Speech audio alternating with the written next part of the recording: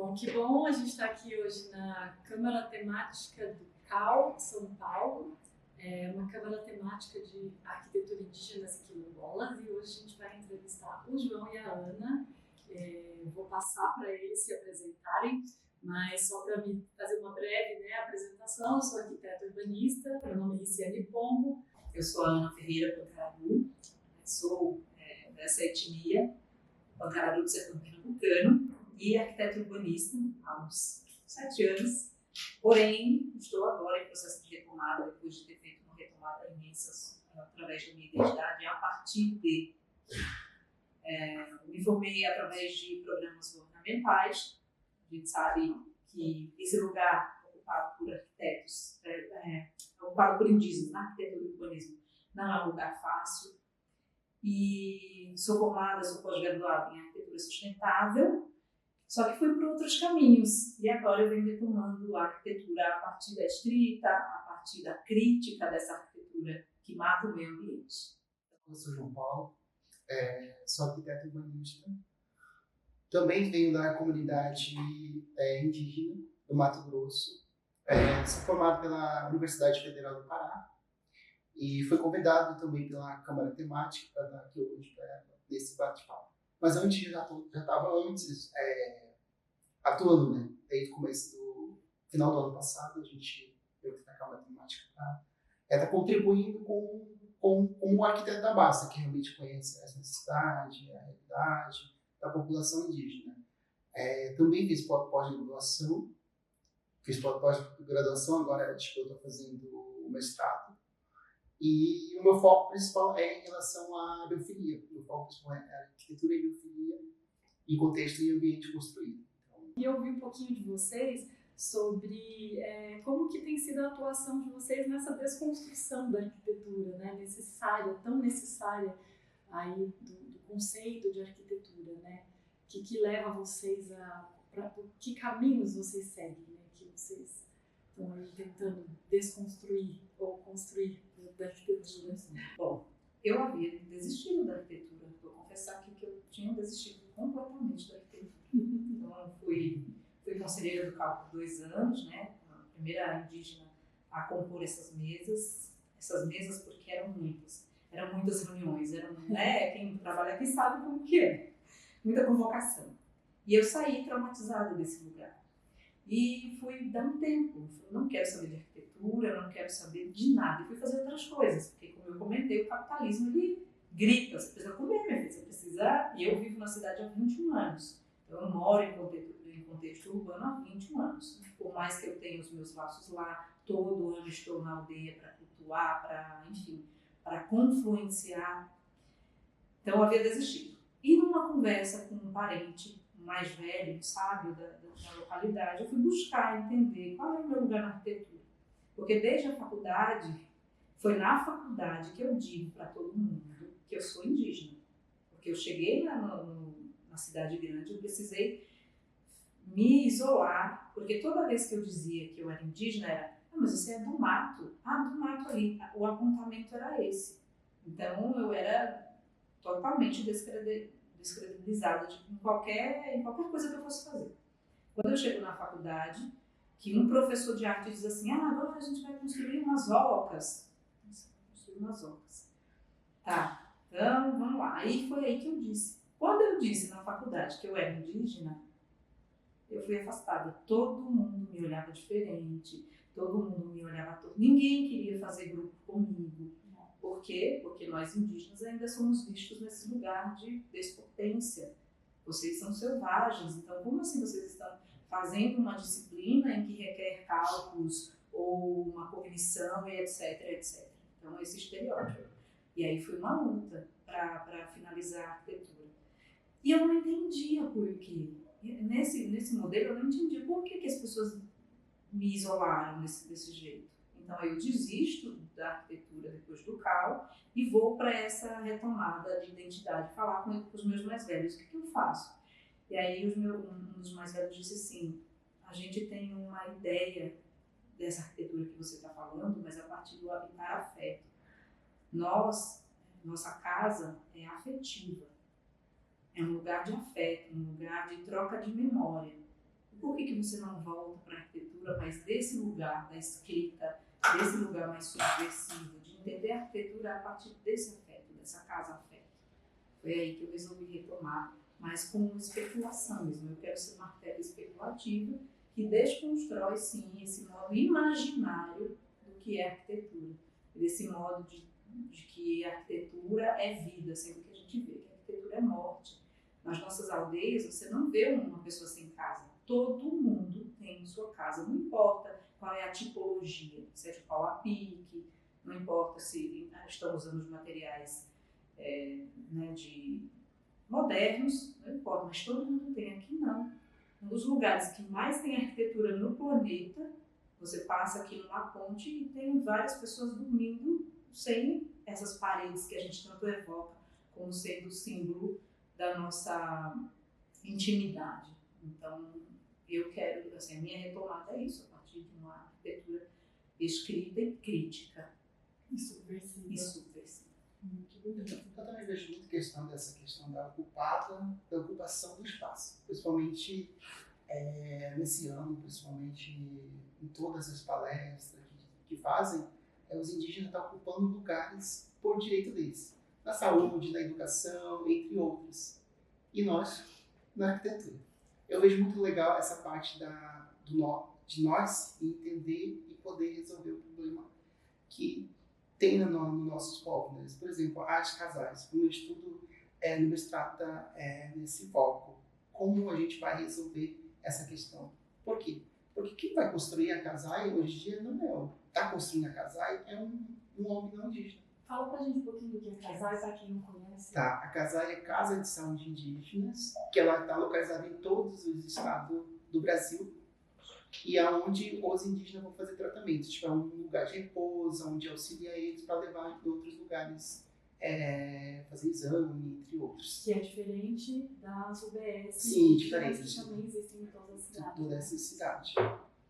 Aí, o meu estudo é focado nisso, melhorar esse ambiente com a essência, trazer essa essência, essa identidade da aldeia para aplicar nessas casais. Porque hoje em dia, tipo, elas não têm uma essência, ela simplesmente é uma arquitetura padrão. Principalmente padrão, mas que não tem seus benefícios, como biofilia, entre outros. Então, como a gente, arquiteto indígena, a gente conhece a localidade, o modo de vida, a gente tem como resolver esse problema dessas casais, principalmente.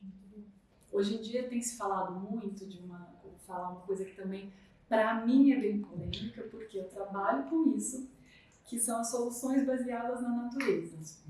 E aí, ouvindo você falar de design biofílico, não tem como não remeter a soluções baseadas na natureza. E eu trabalho com essas tecnologias.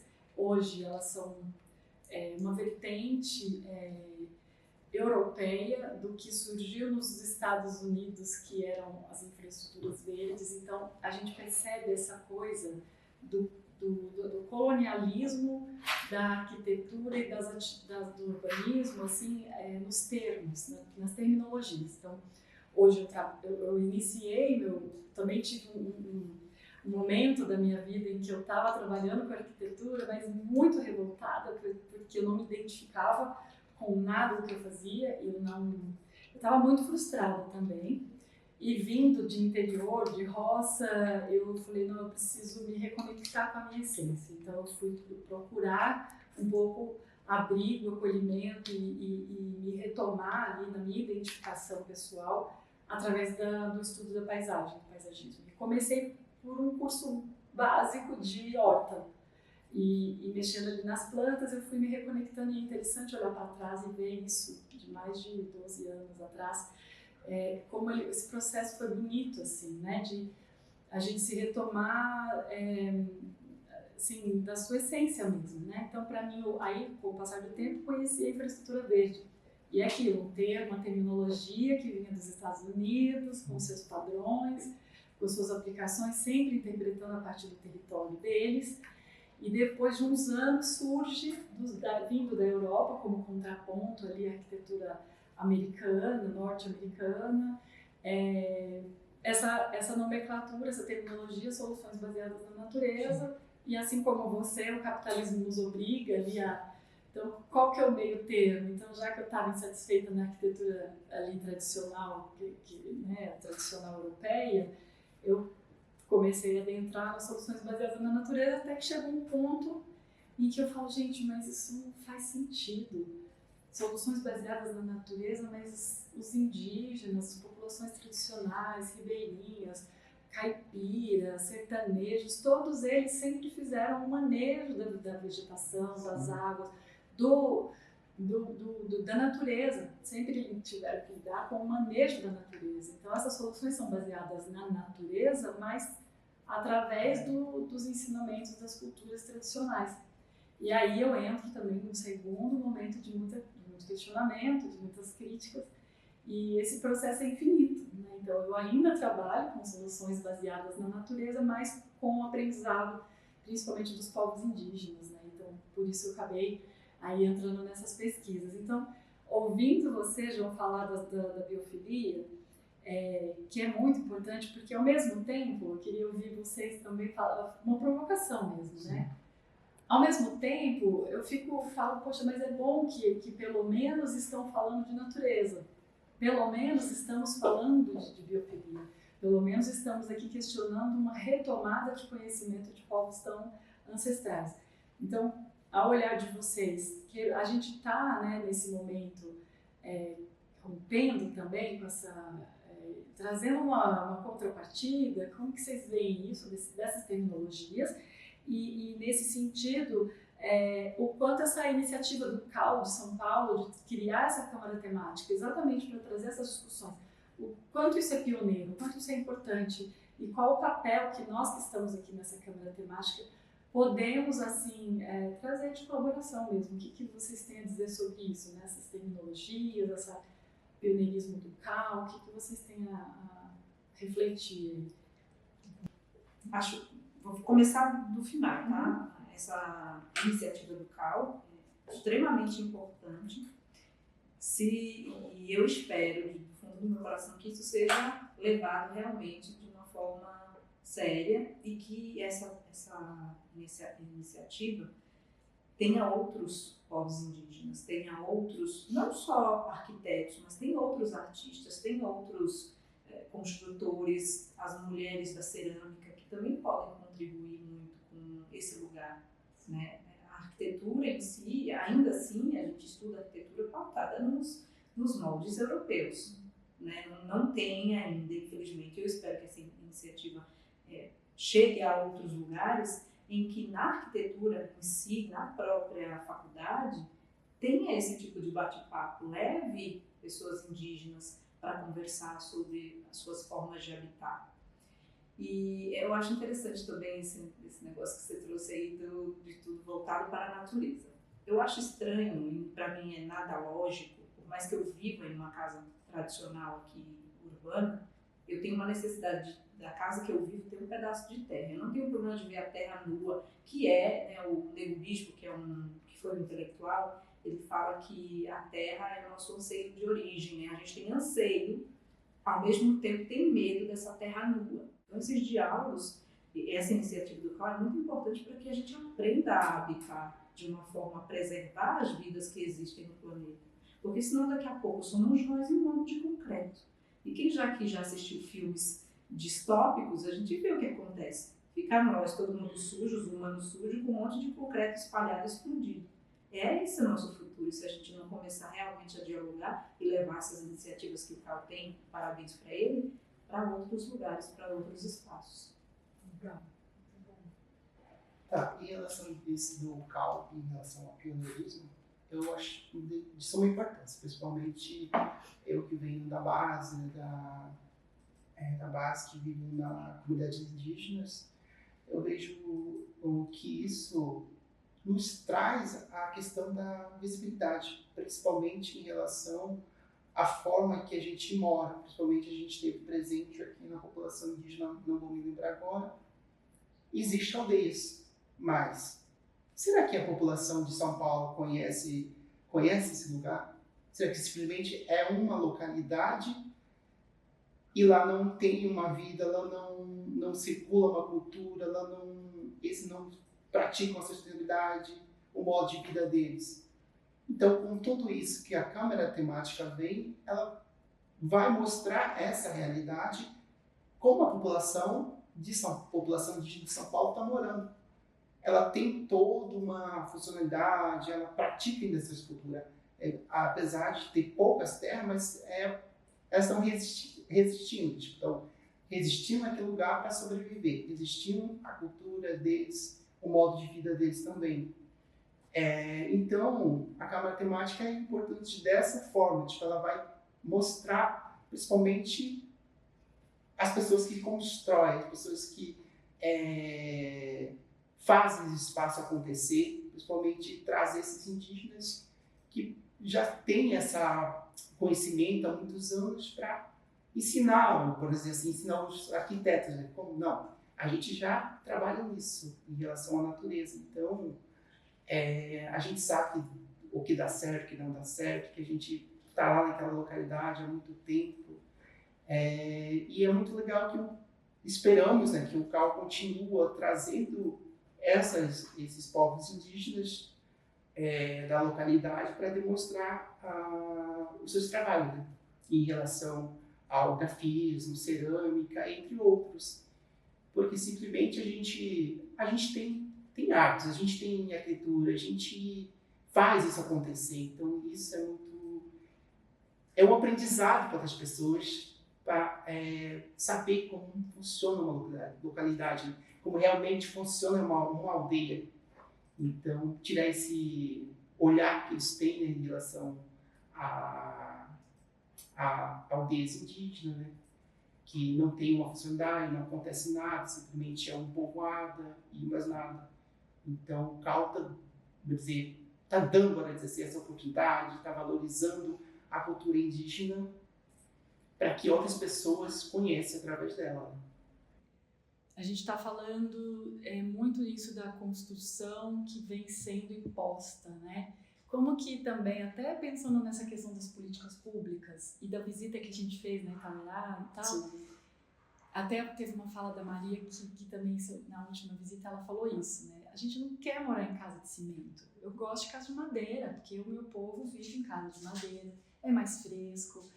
Então, como que você comentou de não haver mais material, não ter palha suficiente? Então, como que você acha que a natureza, tendo sido afetada, estando sendo afetada o tempo todo pela urbanização das cidades, pela construção de indústrias e de concreto, enfim, de todos esses materiais frios, industrializados que a gente aplica, né, nas arquiteturas aí, europeias, ou eurocentristas, né? Como que a natureza vem fazendo falta no ato de construir políticas públicas e de construir novas casas? Então, né, Minha Casa Minha Vida. Minha Casa Minha Vida, como você pode chamar de sua casa, sendo que ela foi feita a partir de um conceito que é totalmente oposto e né, colonialista em cima do teu povo, né? Como que é isso para você, assim, que trabalha, mais ainda que trabalha com design biofílico, como que você vê isso, né? Tá, acho que eu vou partir de uma conversa que a gente teve na Câmara Temática. A gente visitou o Quilombo da Andréia, da família da Andréia. E a partir daí a gente teve essa conversa também em relação sobre os programas sociais, principalmente da Casa Minha Vida. Minha Casa Minha Vida, que está sendo implementado nas populações indígenas, quanto os Quilombo. Eu acho que futuramente também vai ser implantado no Ribeirinho, de que ela está vindo de uma forma padrão, que realmente ela vai ser implantada da forma que foi desenhada pelo governo e etc. Mas assim, tipo, ela não foi nas comunidades ouvir as necessidades. Porque eu digo assim, quando a gente principalmente a gente forma na arquitetura e urbanismo, a gente aprende a conversar com a pessoa, tipo, entender a necessidade do meu cliente, do que ele quer. Sim. Mas normalmente isso nas políticas públicas não acontece. Tipo, eles vão implantando o que eles acham que para eles é certo, mas realmente toda a população indígena, quilombola, ribeirinha, tem modo de vida diferente.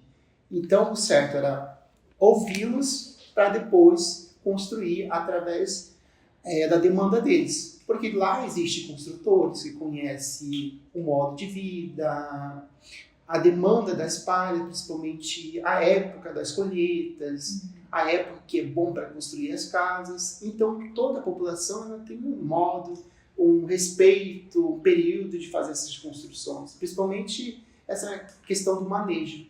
Por exemplo, a gente tem uma época certa para fazer colheita de palha. Não é todo dia que a gente vai colher essa palha, não. Tem que esperar as palhas crescer para poder usufruir desse material.